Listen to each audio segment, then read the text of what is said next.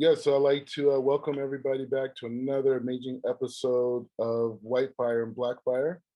And it's a show where we discuss current events that are happening in the world, but through a Talmudic, Kabbalistic lens, meaning that we want to understand what's happening in the world and using the tools of Judaism, the tools of our sages, the tools of the Torah to understand those. And I'm with the amazing Rabbi Yitzhak. How are you, Rabbi? I am doing good. And if you see, I got my special white fire, black fire tie on for you, just for you today, Mordecai. Hey, it's a precursor to merchandising Yeah. and bringing, it's an interesting thing about clothing. It's like, clothing is a tremendous tool to remind yourself of, in the Judaism, clothing is a tremendous tool to remind yourself where you're holding at and even the sense of responsibility you have in the world. People wear a yarmulke, a kippah. Mhm. It should remind us that Hashem is above us. So, maybe at some point the tie could remind people of all these great discussions we have on this podcast. No, it's good because it's pushed me a little bit. Our discussions, it's very easy. Of course, living here now. What you hear? What, about 5 years in Israel? This is my 6th year. 6 years. So you know already that for the most part you've been around and traveled around the country to see that you might fit within a particular dynamic or a particular dynamic within the community you're in. So for instance, living in Meir Shirim, you're basically going to see most people dressed the same way. But if you travel around the country, you'll notice that, at least from my perspective, I've noticed that if you travel around, let's say you go to different places on Shabbat, to a different Beit Knesset every Shabbat, you're going to find that that Israelis tend to be a little bit more casual around the country on Shabbat than you would see in America. Like in America, I'll say it to you like this: in Tzfat, when I was living here in Tzfat for a couple of years already, walking around town like Erev Shabbat, getting ready to walk to Beit Knesset, and people would like come up, start walking towards me, and I would know right away who the tourists were coming and asking me where the local Karlibat Minyan was based on how they were dressed. Because if they were wearing a suit and a tie in Tzfat, I knew that they were definitely Americans, that are used to wearing a suit and tie at Beit Knesset, which is what I did. One of my ties that I would wear, when I went to shul in America. When we're talking about different communities and the different ways that people dress, it really segues in, I think, good with some of the things that we want to talk about on the show, not just today, but in general. Yeah, and as you said, it's segue.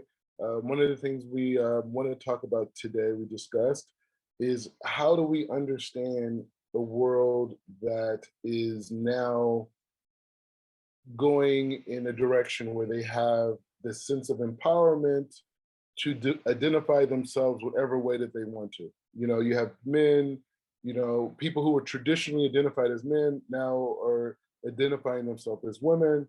You have women who traditionally you have people identified traditionally as women, identifying as men. And there's all different types of cases and lawsuits and different issues that have come about, and I just want to say personally, I think the way I understand this topic, and we discussed it briefly before we started the show, is that I see it in two parts. I see that there is a geopolitical dynamic connected to it, and then I see that there's a spiritual component to it, and I think for me they're very separate. They can. I think the ultimate solution would be for them to interact with each other completely.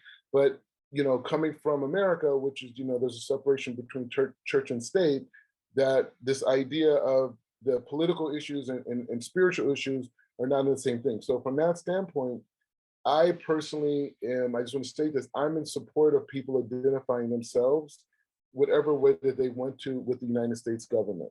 Mm-hmm. I don't believe the government has the power or should have the right to impose their will onto citizens to identify them, and I can speak, from an African American perspective.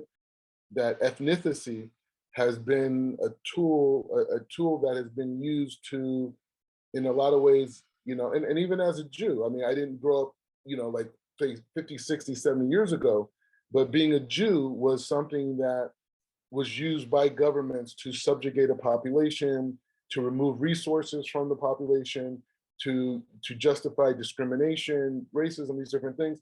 And so as an African American, I could say that the state, which in my opinion empowered most of the racism that existed in America, and reinforced it in many different ways, has used ethnic identity to subjugate, you know, people, Black people, women, Hispanics, and in many ways, even even the white, what would be considered Anglo-Saxon or white males. I feel like there's been a disproportion of unfair treatment, done in that area as well. So for me, I like the fact that people are identifying themselves whatever way they want to. However, on the spiritual side, and that's what I think we're going to talk about in this episode, is this idea of being able to say that, well, Hashem created every human being with a uniqueness, and he created every aspect of creation with a uniqueness. And that uniqueness is there to be connected in a way that allows the quality of experience for that unique human being to have the optimum or the most climactual, for lack of a better term, experience on planet Earth, whether it's through self-transformation, whether it's through different character traits having to transform themselves, our relationship with nature. So I want to keep that in a separate category, because that's why I identify the way I do as a male, as a religious Jew who keeps, to his best of his ability, the 613 mitzvot that were given to Moshe Rabbeinu on Mount Sinai. So that's my perspective. What do you think about it, Rabbi?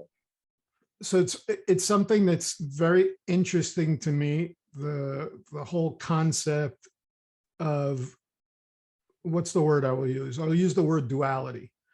I like the word duality. I use it often when I teach, when I'm doing my radio show, Science of Kabbalah, on this concept of duality.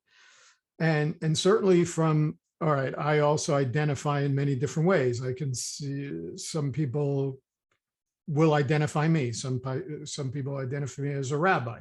Some people will identify me as an Orthodox Jew. Some people obviously will identify me as a male. The idea of duality, I think, is very important, because I agree with you when we're talking about a geopolitical idea, and the idea that certainly the governments across the world have had way too much power in deciding who we are, as opposed to who we are as created by, Hashem. And of course, as you said, racism and I would add anti-Semitism into this is something that's been fueled by governments and by the state and so forth over generations and generations. So then we bring in the spiritual side, which you brought up, which is why I use the term duality, because duality is important when we're talking both physical and spiritual, and then as it relates to the show that we're talking about today, the idea of a duality that exists within Judaism between the concept of male and female, both in a physical sense and in a spiritual sense. So you have the duality of both having a physical world and a spiritual world, and you have the duality of genders in Judaism, at least from a Torah perspective, the idea of male and female. And I think that's what we want our audience to understand, that the things that we're talking about today is we need to make a separation between, as Mordechai said, the geopolitical aspect of this and the spiritual aspect of this. So there's those dualities: physical, spiritual, male, female. So how do I feel about it? You and I briefly talked about this before the show. For me, I have to draw the line a little bit, because I think that from a geopolitical standpoint, that in a way, for me, things are going a little bit too far. And I mentioned to you the whole controversy that's taking place in the US now, for instance, where a professor, was suspended from his job as an assistant professor at a university in Virginia because he came out speaking on the concept that pedophiles should no longer be identified as pedophiles. They should be identified as minor attracted persons. In other words, destigmatizing the idea of a pedophile. So you and I talked about the idea that as it relates to that. So my only concern is that that we're cognizant of the fact that from a geopolitical standpoint, that at least not from the spiritual, but from that side, I just want to make sure that when I say us, I'm not talking about you and me, just in general, as the collective consciousness, as human beings in the world, that we don't go too far in our desire to let people identify themselves the way they want to, with suddenly allowing laws to change that protect particular communities, specifically when we're talking about minors in this situation. But that could be any community. And so I'm using that as an example, not to target that particular community, but to say that we have to be careful, because then it can affect any community. It can go back to the idea of racism, anti-Semitism, white, Black, Hispanic, Asian, all the different things that are going on, that we don't want to blur the lines in that. So I think that's where we're going today, is that we're not trying to tell people that that you have to listen to us.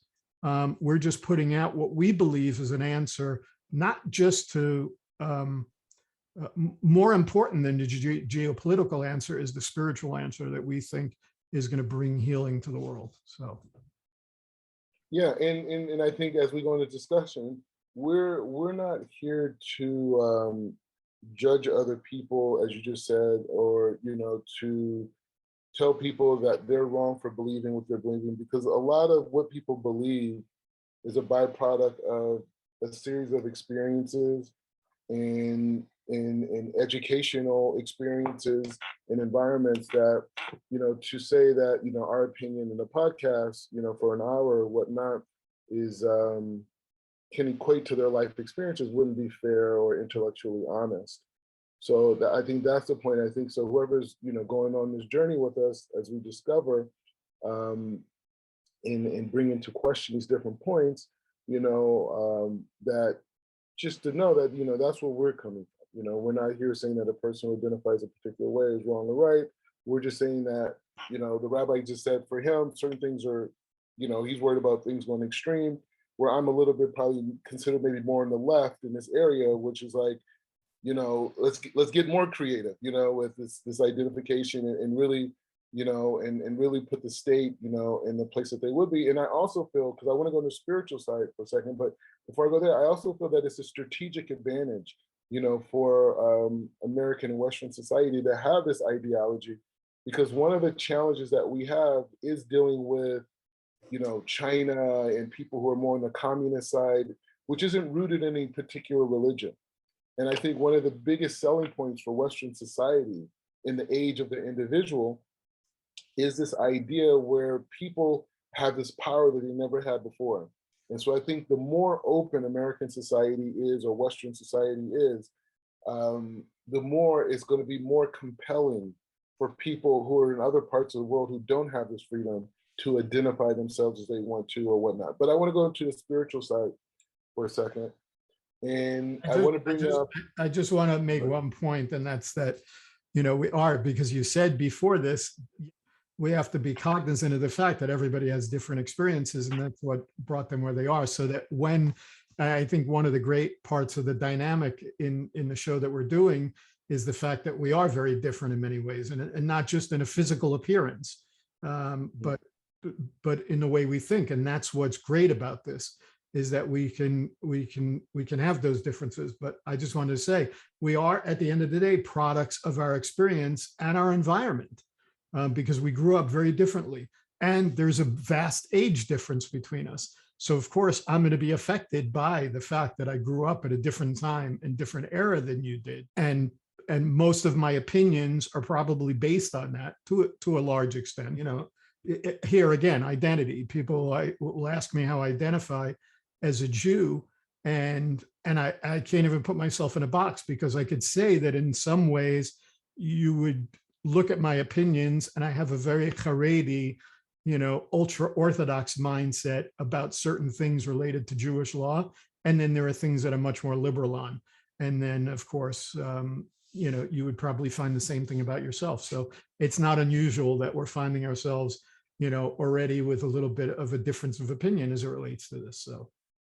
So I want to bring two midrashim that for me kind of sets this tone on the spiritual idea of identification. So for the first midrash, we spoke about it earlier. The first midrash I want to talk about is this idea of how during the 7 days of creation, how the Torah doesn't describe when water was created, but it describes that there was a time where water covered the earth and it dominated the earth.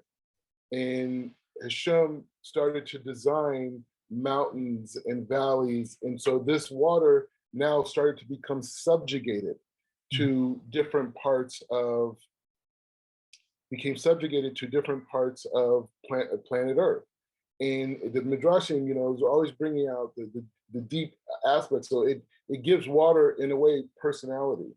And it talks about how water now being subjugated because of mountains and valleys and all these different things had this resistance with Hashem and didn't want to be subjugated. They wanted to dominate the earth because it was so powerful. And we know that the Torah is likened to water and water is likened to mercy and all these amazing aspects.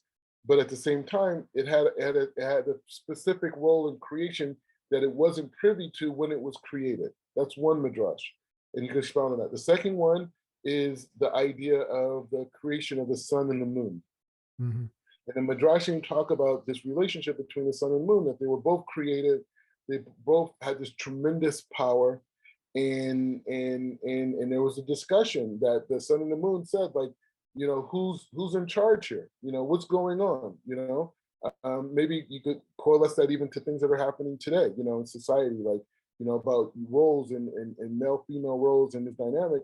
And so God, it could be read in different ways, but the way I understood it is that God says that both are important, but both play different roles. And the sun is going to be this chariot that receives this light, this fire, and it's going to share it. And then the moon, being the most powerful vessel in the universe, will be a recipient of this, and then also bestow it with this. But it's reflective in the same way that Yeshua was reflection of the light of Moshe, and Moshe was a reflection of the light of Hashem.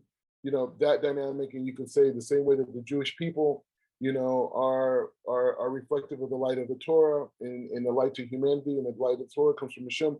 So if you change the role of the Israelites and say, no, we're equal to Moshe, God forbid, then that whole process of bestowing to the world doesn't exist. If the moon doesn't play this role with the sun, then there's no light at nighttime. People won't be able to travel at night. They won't be able to learn at night. They won't be able to survive at night. It'll be a moment of chaos. You think about the days of darkness in Mitzrayim, and there was no light, and how they couldn't even see each other or even sit down because they couldn't. So the moon plays this humongous role in dynamic. And I want to coalesce this dynamic of placement as it relates to total creation. And I want to say, like, on a spiritual level, people on a geopolitical level have a right to talk to the state whatever way they want to, but when it comes to their relationship and how they want to connect to God, and maybe connecting to God may not be where people are, but experiencing the highest quality of life in the ultimate level of fulfillment, there is a structure on how we all play specific roles. Right. So in that midrash about the moon, of course, there's the famous midrash of the moon coming and saying, that how could it be that two kings can wear one crown as it relates to the sun and the moon? And Hashem says to the moon, go make yourself smaller. And anybody that knows that midrash knows that there's this discussion that goes back and forth, and finally there's a sort of a compromise that's made where the moon gets to not only illuminate the night, as you were just talking about, but also can be seen sometimes during the day. I think the important thing is like you said, that we focus on the spiritual side of things, that we put aside the geopolitical for the time being, and get into this dynamic of the spiritual.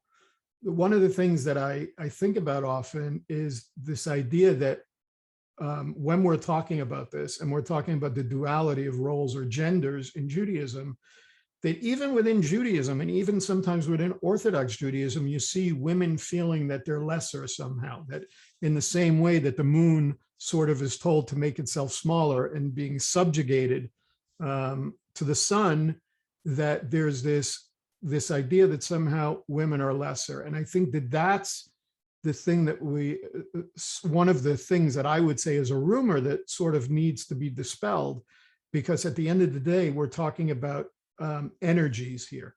And so the way I like to describe it is like this. I was talking to you about this off air. For those that don't know, most Jews know this, but for somebody that doesn't know, for instance, let's say on Shabbat, the times when the Torah is taken out is on Shabbat. And of course, on Mondays and on Thursdays, the Torah is brought out and it's read. And there are a number of aliyot where men are called to the Torah. And the first aliyah is given to a Kohen, somebody who's from that priestly line of Kohanim. And the second aliyah is given to a Levi. That's assuming that there's a Kohen or a Levi in the synagogue. And then after that, people who are considered Yisrael, we don't know what tribes until Mashiach comes, what we're from, we can get called to the Torah. I'm not a Kohen, I'm not a Levi. But the idea is it doesn't matter to me, because a Kohen and a Levi might get called before me, but it doesn't make them a different type of Jew than me. It just means that they have different responsibilities and obligations based on the Torah. And this is how I describe it, not only when we're talking about the dynamic between men and women and genders, but even in a dynamic between Jews and non-Jews in our interrelation with them. I tell people, you can't see the fact that you feel like Jews are somehow more chosen as us being special human beings. It just means that I have a different responsibility and obligation. So I think it's very important to bring that out, that women have a very important role. And even though we're bringing these midrashim here that might seem on the surface level, or what we call it a pashat level, on a very simple level, they may seem like they're saying one thing. That I think what Mordechai is trying to bring out is that on a sod level, when we go down into a more Kabbalistic perspective, we are opened up to a completely different perspective and a completely different dynamic as it relates to the interaction between male and female, this male and female gender, and not only their roles, obligations, responsibilities, but the spiritual dynamic of that, the male and female energies, if you will. Yeah, and I would even say, even with that conversation with the sun and the moon, it wasn't that the sun subjugated the moon. It was that Hashem decided that there was a system that he wanted them to both play with. Play in society. And then I think that idea of unique expression is so important, to discuss, because, I think when society is going and they're searching and they're redefining and recreating themselves and such things, I think the core dynamic, and I think that's why I start off talking about nature and not Adam and Chava, because creation itself plays a specific role. Creation itself has a uniqueness. Every leaf plays a specific role into the balance of all of planet Earth. And I think in searching for self and redefining of identity, I think that's a healthy thing. But from a spiritual perspective, you want to go to a place of what makes me unique. And I think on the surface level, that's where people say, oh, I want to identify as this, I want to identify that, because that sense of what makes me unique is not clear. And not only the sense of what makes me unique, the process on how to achieve that uniqueness is not clear. And for me, that was one of the things that attracted me to the system of the Torah. The Torah itself is great. It's a lot of great stories. It's, anybody could read it and gain, some wisdom from it and practical ideas on life. But when you look at the halachot, and you look at the way it's designed and the life that's designed around it, it could be looked at as a frame of just being religious and doing like dogmatic practices, or it could be looked at as a way to constantly be removing these layers to identify the true self. In the same way that when you plant a seed in the ground, it has to push through the soil to reveal this aspect that's much greater and much more profound than the seed itself.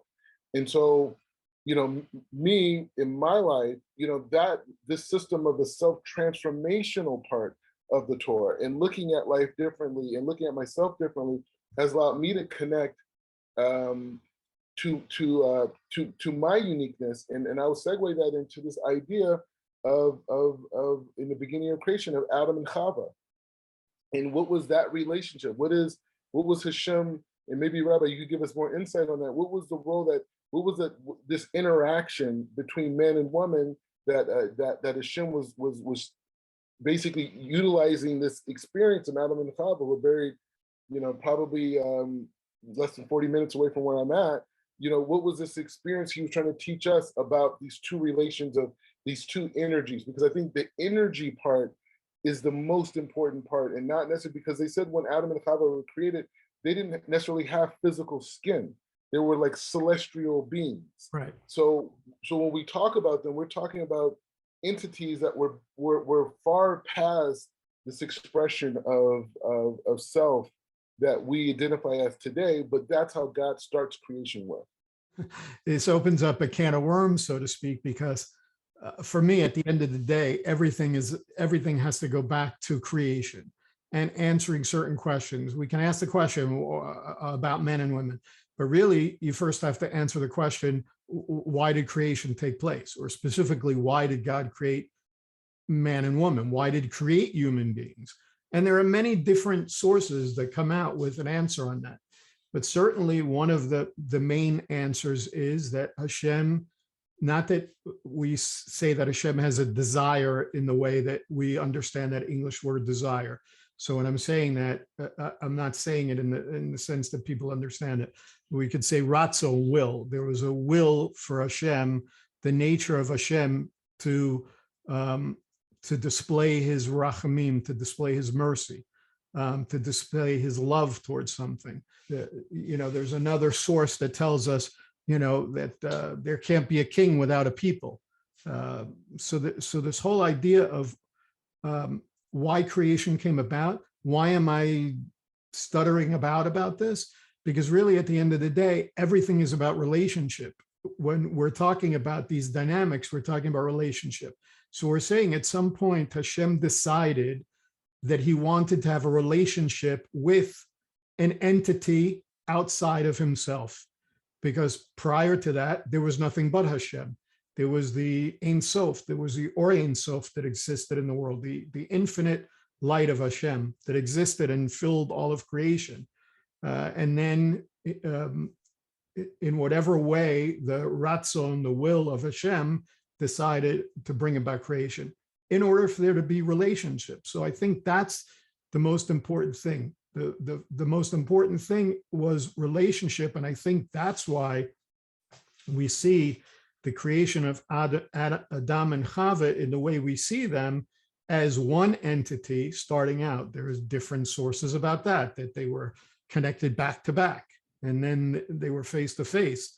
But of course, we know that they were completely spiritual beings at the beginning. The other thing that I think we have to understand is that because we're going into a more sod level idea of this idea of creation and this idea of relationship, then we have to go into sort of the Kabbalistic perspective of this when we're talking about all of the things that you've brought in, like sun and moon.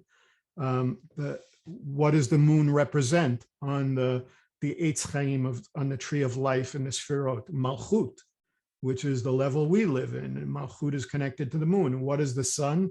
The sun is Binah, understanding, which is one of the upper sphirot.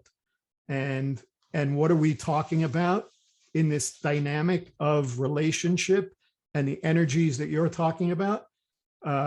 It's taught by many different sages and many of the great Kabbalists in this idea of reconnecting Malchut with Binah, is somehow this relationship being restored, that somehow now this relationship is broken and it needs to be restored. And this is what you and I were talking about off air, this idea from my perspective that I see in talking about the geopolitical aspect, that one of the reasons why things seem so confused is because relationship is broken. And so that's what I see. I see the necessity from what we're talking about to see the relationship repaired.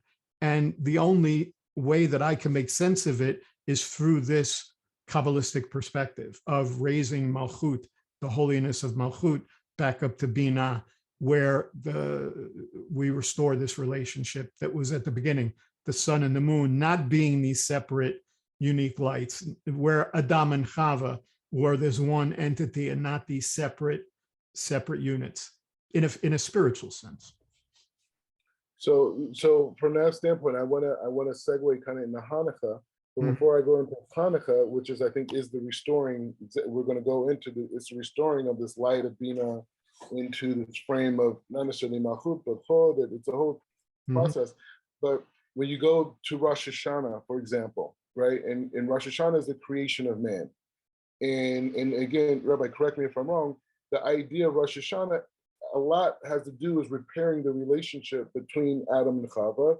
But even on a bigger level than that, restoring the relationship from Zah and Nukba, right? This broken relationship that came through what happened in the physical world. So they said the 10 days from Rosh Hashanah to Yom Kippur, each day represents the like say for the first day of Rosh Hashanah is this idea of the repairing of the relationship of Zah of Keter to the Nukba of Keter. And going all the way down to Chod and Binah. And we use the tool of the shofar as a way on these first 2 days for Keter and Chokhmah to be able to have this clear transition. And then on the third day, Binah, we have a fast, right? We call it the fast of Gedalia, whatever. So we have this fast, and then we go all the way through these days, all the way to Yom Kippur. And from there, we should have completed this dynamic. But the thing that's interesting is that during the time of Hanukkah, it's also this repairing, as you just said, and you said the repairing in this particular area is the repairing of the relationship between Binah and its manifestation. In this case, it doesn't manifest fully in the level of Chod. I mean, in Malchut, it manifests in this level of Chod, which is Chod is also connected to Lach Ba'omer. The Omer Chod is also it's connected. You know, Chod is a time where a lot of different times of like tremendous manifestation happen, and also even during Purim, right? And so during this time frame, and this I think this goes into the gender equality, showing that just different roles. That during this time of Hanukkah is this time where the light force of Hashem, the light force of Zah, in a way, is kind of like concealed, you know, and some people say it falls asleep. So during this time, Nukba, being this feminine entity, is generating this kind of like sustainability on its own. It's generating this sustainability on its own, and this is totally a feminine quality, and it's expressed by us lighting the Hanukkiah inside the house, in the different dynamics of the oil and the wicks and the lighting and all these different types of dynamics. But the point is just saying that we utilize Hanukkah as a spiritual, for lack of a better term, technology that allows us to rectify, like meaning that we have technology that we have that rectifies this broken relationship that we may have in our life between this idea of Bina and Malchut, or Bina and Hod in this case.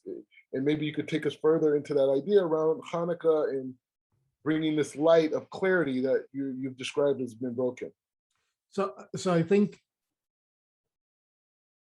we have many different ways in which we describe the Creator in Judaism. Yud Ke Vav Ke being, the Tetragrammaton, the highest of names, and the way that breaks down in different sort of names. Elohim,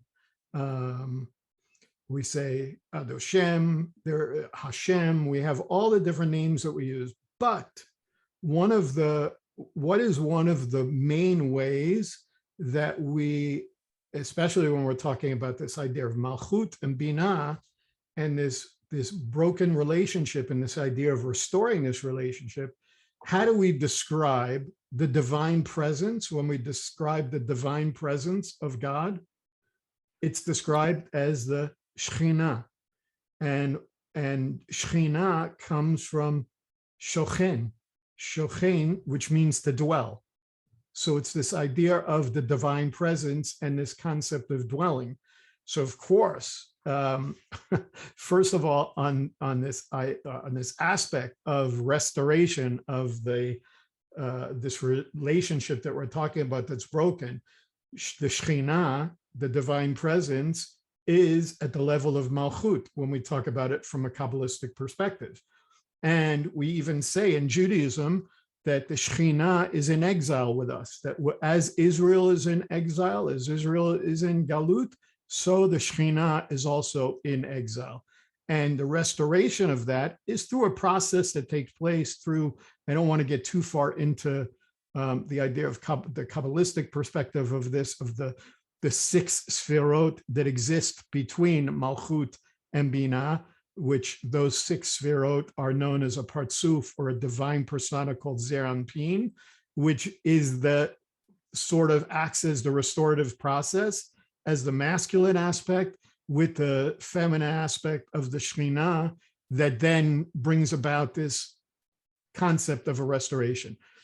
But I'm just saying that to say this, that Shekhinah and this idea of Shochen, this idea to dwell, can be related to so many different things. You can talk about the Mishkan, which is this idea, which is the feminine aspect of, well, the Shekhinah connected to the idea of the Mishkan that the Israelites traveled with, having the divine presence in their midst, was the feminine aspect of the Creator. And so what more important way to transition into this discussion of Hanukkah than this idea of dwelling? Because there is no greater connection of the feminine aspect, not only in the spiritual, but in the physical realm, than the home, or especially the Jewish home.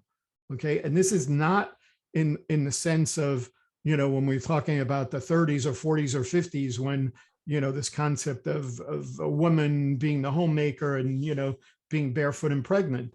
There is a very powerful concept, both physically and spiritually, of the role the woman has physically and the feminine energy around a Jewish home, around making a home, around the idea. And this is why we have I talk about the fact in Israel, you don't see it so much in America and other places. In America, typically, when we were kids growing up, you'd light the Hanukkah and then you would put it in the window to identify that you're Jewish and you're identifying with the holiday of Hanukkah.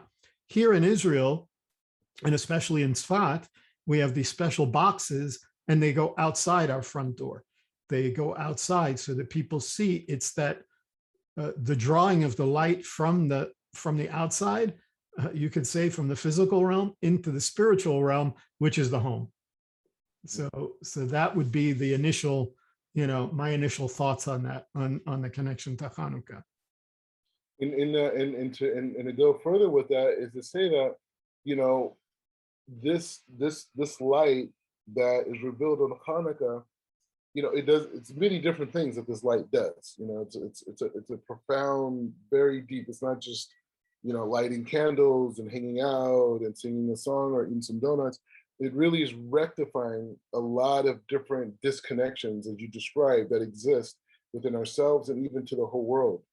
And when we talk about the unique roles that we play, so like say in a geopolitical sense, a person says, hey, I grew up as a woman, but today I identify as a man. Mhm. A person says, I grew up as a man, but I identify as a woman. Okay, fine. Beseder, you have that right to do that.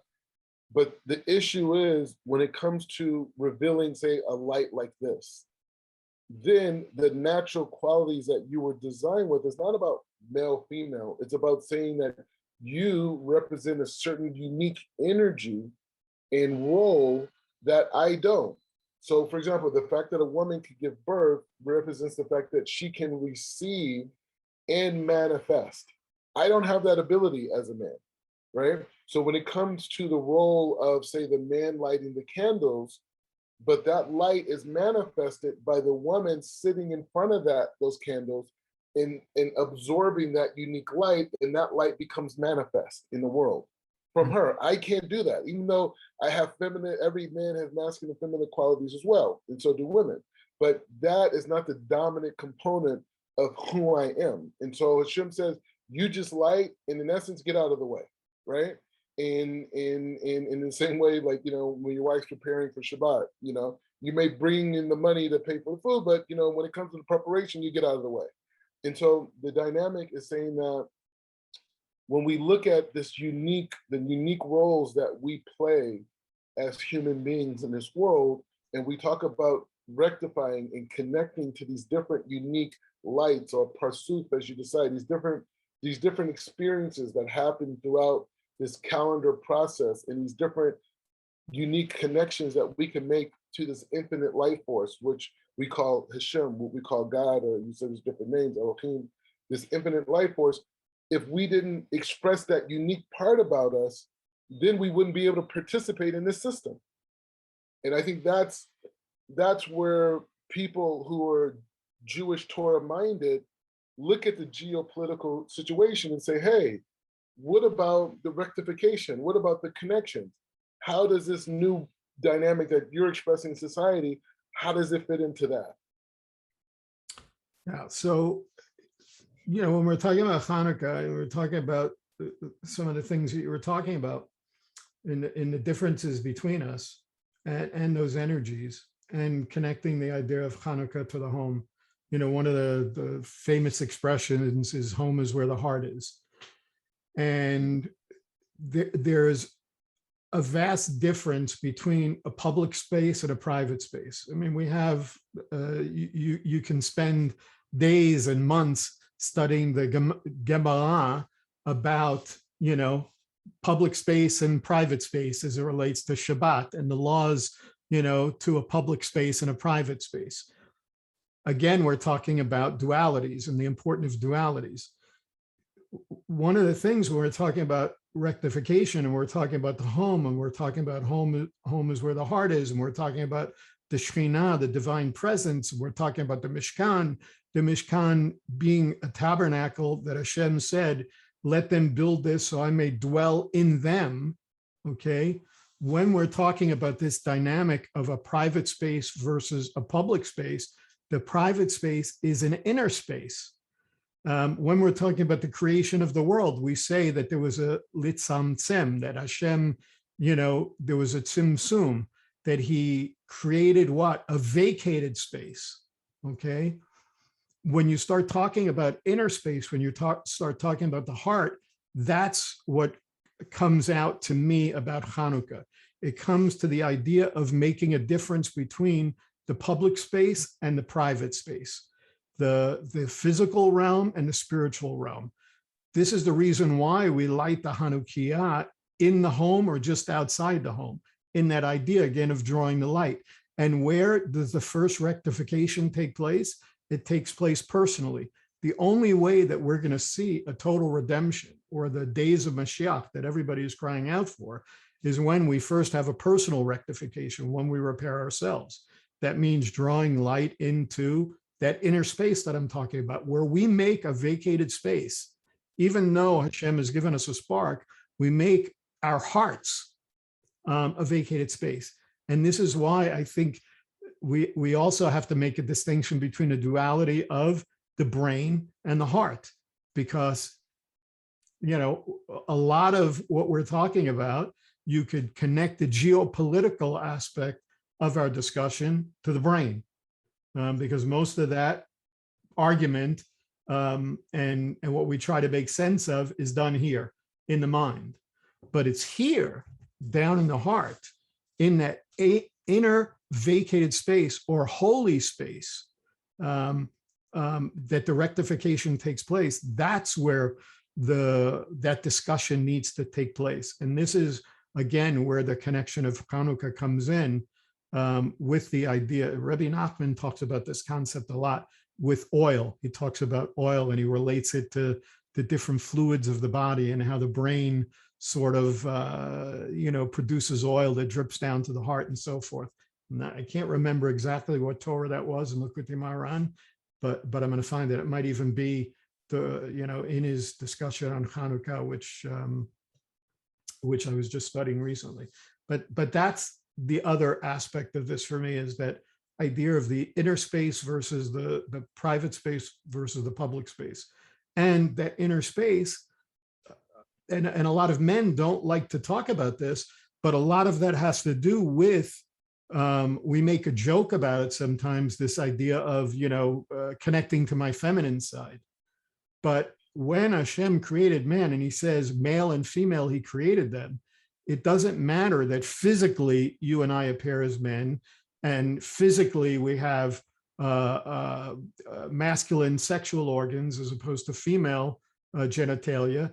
It's at the end of the day, spiritually, that if Hashem has given us a framework and a dynamic that shows us that creation was both has a spiritual, spiritual energy that's both feminine and masculine, then that inner space that I'm talking about is that connection to the feminine aspect. It is that connection to the home, to the Shekhinah, and all of those things. So that's my musings on what we're talking about related to Hanukkah and related to the healing of those energies and the rectification of that. And so, like we talked a little bit earlier, I think we just randomly got into a conversation about like lost tribes and different people around the world who are connecting to Judaism. And I think that could be a segue to another episode. But I want this idea of, when I see, as a person who came from a non-Jewish reality, and, looking like we were just talking about, I'm in Shir with this Rabbi Pinchas Eliyahu in the Old City, Christina Kadisha, and we were talking about this idea of like the moments, the hours, a few hours before Shabbat. There's kind of like this like vacant period. There's this kind of like vacuum time. It's a lot of craziness happens. You said you go into a Jewish house before Erev Shabbos and people are running around and this and all types of intensity. But it's a spiritual energy that exists at that time. And I told him that, before I converted, I used to always, as a kid, used to stand outside in front of my house. My parents eventually moved into the mountains. There was a whole thing, so we didn't have so many neighbors. But when we were younger, we used to live in like a more like suburban type of a setting where we had neighbors and that type of thing. And I just remember always being outside before Friday night, and just everyone was just driving crazy. Like I always see people speeding and this, whatever. At least that's what I saw. And I used to justify it and say like, well, you know what? There's something weird. Like every Friday people, and I used to think that people are just so anxious to get home, from working all week, or they wanted to go home to get ready to go out, because a lot of people go out Friday night type of a thing. And to be able to see that, like, seeing how the world, even though the world is not required to keep the Torah in the same way as we are as Jews, you still see that they're still affected by a lot of these energies that the Torah allows us to rise above. And now that I'm Jewish, I'm observant, I'm married, I'm living in Eretz Kodesh, I'm in Yerushalayim, and you see like all of the elevation that comes along with the things that Hashem asks us to do or commands us to do. And you look at the rest of the world and you say like, wow, like you could see a whole generation. I think you were saying earlier that most of the people who are really challenging gender identification are under the age of 30, you know, and you see that, and you see this new generation like yearning and yearning and yearning and fighting and trying to make sense and define the system.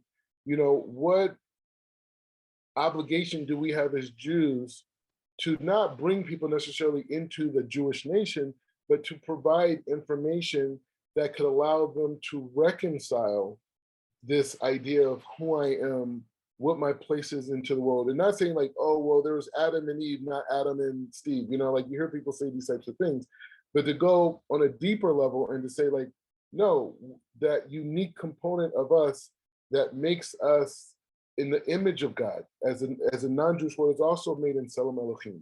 And being able, what responsibility do we have to educate them, anybody, on how to maybe gain more of a benefit from the life experience they have by utilizing some of the tools that we have in Judaism. I think it's one of our main obligations. I know people would disagree with me. And now when I say I think it's one of our main obligations, I'm not saying that it's our obligation to proselytize. It's certainly not our obligation to make Jews. And it's not our obligation to teach Torah the way you and I learn Torah to the nations. We have to be careful about, again, the different obligations and responsibilities. It doesn't mean we're better than them, but we have obligations and responsibilities that the nations don't have. What I mean by an obligation is, if you just listen to the discussion that we just had, I guarantee you that there might be somebody that's struggling with gender identity that could listen to the discussion that you and I had today and say to themselves, wow, you know, that makes sense. Maybe the reason why I'm struggling with this, who I am and how I identify, is not a physical thing, but it's a spiritual thing. And maybe it is a battle that's going on between in the spiritual realm, between the feminine aspect of myself and the masculine aspect of myself, because there's a rectification, there's some kind of repair that needs to be made. I wouldn't be surprised. I'm not saying that, in every case, that's the truth. So I think the obligation is that we have more and more discussions like this. I think one of the reasons you and I decided to do this is because we didn't see enough rabbis and teachers discussing these kind of things in the way that we're discussing it. Making this kind of information available to people to show them, hey, you know what? There are people out there that are Orthodox Jews that typically you would look at with ties and a kippah and tzitzit and white shirts and, the white and black and the whole thing. And yet I would have thought that they would be judgmental. I would have thought that they would tell me that this is the way things are. Yashar, straight, and there's no going to the right or left. And we're not saying by any means that we're being liberal about this. But what we're saying is that at the end of the day, it's not just the black fire that's on the white fire, where you're just looking at what the words in a Peshat level say, in a simple level, but that we have to go deeper. The Bala Sulam, Rav Ashlag, went into this concept of the importance of the Kabbalah being understood by the entire world. Now, he made a distinction, like I said, between what he would call Sitrei Torah and Ta'amei Torah, Ta'am being taste or reasons of Torah, as opposed to the secrets of Torah, meaning that he didn't think that we should, look, in Judaism, we're not even supposed to teach Maseh Merkavah, Maseh Breshit, the idea of the chariot and creation. We're not even supposed to teach that unless somebody's a chacham, somebody who's a really wise person. Okay, but Rav Ashlag believed that the reasons or the tastes of Torah, the underlying sod explanations of Torah, were very important, not just for Jews, but for the entire world. So that's the obligation that I feel that you and I have. And I think that in a way, we've, in a small way, accomplished that goal today with this discussion. I think in closing, final statements, Um, um, I just I see that a lot of what some people would identify as chaos in the world, I see as beauty, because we're as a society, as a world society, we're getting closer and closer to Mashiach, and as we get closer to Mashiach, a lot of the normative layers, superficial layers that we've been governed by, mostly by ourselves and experienced as a collective, are being pulled away. That curtain is being pulled away. Mm. Many layers of that curtain are being pulled away. And I think now is a time where the sages talked about, thousands of years ago, where people are going to want to come and connect to certain Jews and say, hey, you guys know what's going on. You know how to connect to this light force of Hashem, and this light force that none of our academic and none of our philosophies, can get us to. And so the chaos in terms of rebuilding the concept of marriage, what that actually means, what is a relationship between man and woman, rebuilding the context of who I am, my individuality, my responsibility to nature, my responsibility to my fellow man, my responsibility, to obviously God first, but these are all aspects of God's manifestation. And I think that there is some level of responsibility that we do have, as you said, using the quote from Rav Ashlag, to if there's a true sincere desire there, to be able to present the knowledge of a deeper aspect of why we function the way we do as human beings, and what the ultimate expression. A lot of times, we look at difficulty as negative, or challenge or struggle as negative. But when it comes to the process of the Torah and connecting to God, that struggle is one of the greatest gifts that a person could have, and one of the most fulfilling processes. And I think that's one of the institutions of marriage. And I think anyone who's been married, you just mazel tov again, been married 24 years. You just had your anniversary last week, or yeah, it's last week. Yeah. And so you've been through you and your wife have probably been through so many cycles of transformation. I've been married for a holy 6 months. And in that process, say Shana Rishona is where a lot of things are manifested, that determine the rest of the relationship. And so I would just say that, but when you express to the Torah, when you're connected to the Torah, the goal is to connect to Hashem and connect that life force. Everything, makes sense. In the same way as a professional athlete trains rigorously in the off season to be able to have that amazing season, and all the pain that he's going through, he knows it's only making him stronger to achieve his ultimate goals.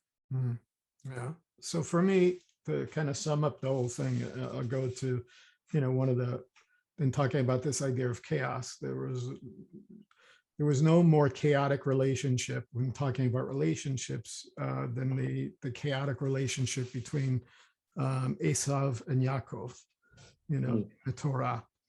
And it's interesting to note that when we're talking about the idea of home, that what was Yaakov described as? He was described as somebody who dwelled in tents, while his brother was the hunter. And you could see that in a way, everything that we're talking about, that Yaakov and Esav really personify what we're talking about, these opposing worldviews, or the duality between the geopolitical and the spiritual, where Yaakov really represents the idea of home and the idea of that inner space and that sacred space of being a dweller in tents, where Esav was this guy that was the hunter that was always looking for something outside, out in the fields, out in the world, and the other one sort of being inside. And we know that in that relationship, there's a point at which Esav comes to Yaakov and says, why don't you come together with me? I have all this stuff. Imagine what we could do together. The two of us come together, how powerful we would be. We see movies and TV shows about this, where, the one person that's trying to sort of be good is, has somebody coming to them and saying, oh, we could rule the world together, and this is basically what happened in this situation. But Yaakov, being the one who dwelled in tents, wasn't about that. For him, it was all about his children. It was all about his relationship. It was all about, focusing on that inner space. So, at the end of the day, as we are preparing, as we're in the Yemei Chanukah, and the days leading up to Chanukah, I think it's very important to focus on that, to recognize that that regardless of who you are, regardless of how you were raised, regardless of whether you're a Jew or a non-Jew, regardless of how you identify yourself, there is the ability to build an inner space. And it's in that inner space where you will find rectification of relationships. It's in that inner space. It's not out there in the world. It's not connecting with other people. It's not what that geopolitical, here's more stuff. Here's what we want to give you. If you identify the way we want to identify, you will give you stuff. That's one of the things that you were talking about, how different communities were identified. We'll throw money over here. We'll identify those people and give them money. We'll identify those people and give them money. That's how the world operates. The way Torah operates, the way the creator, and not just Torah, but the creator himself operates, is through relationship. And so when you're lighting the Hanukkah, have this in mind. And if you're just outside, like Mordechai used to go outside and stand outside his house and see people running around, if you're out there and you see a Hanukkah in somebody's window and you're not Jewish, focus on that. Look at that light and try to draw that light into yourself, into that inner space, and you will see repair. So thank you for joining us for another amazing episode of White Fire and Black Fire.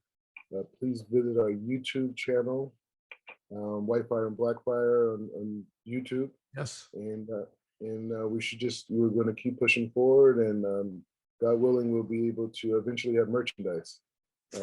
We'll have the White Fire and Black Fire ties for people. So we'll do that. And, everybody should be blessed, and I'm sure we'll have a few more episodes before Hanukkah, so we'll maybe be able to build more on this topic.